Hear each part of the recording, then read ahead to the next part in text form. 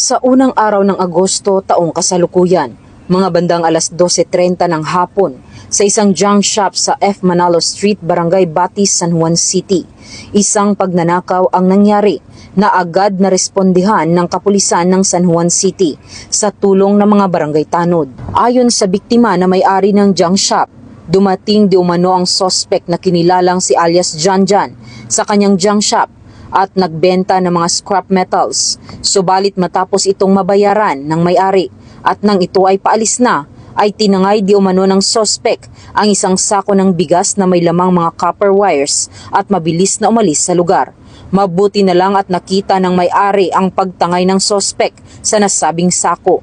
Agad nitong hinabol ang suspect, sabay sigaw ng paghingi ng tulong. Napansin naman ng mga barangay tanod ang paghingi ng tulong ng biktima at agad tumulong na mahuli ang suspect.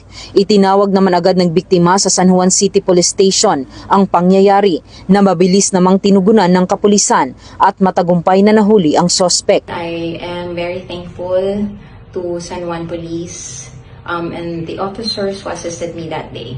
I am a regular citizen of San Juan City for more than 20 years now, and during those 20 years, I think I was able to ask for police assistance more than twice already. But I am very particular with my recent experience with our police force when I personally went to the Central Police Station of San Juan City because of a criminal activity in my area. I think San Juan City is very lucky to have this kind of officers around.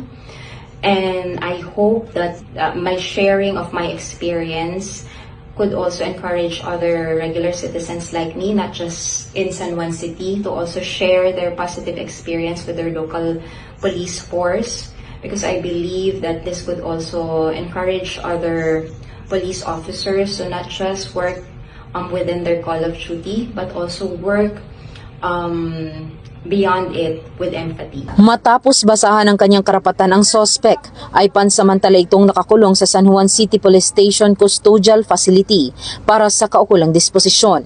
At ito ay sinampahan ng paglabag sa Article 308 of the Revised Penal Code o theft. Mula dito sa Eastern Police District, ako po ang inyong PNN correspondent, Patrolwoman Jenny Midolor, alagad ng batas, tagataguyod ng Balitang Pulis.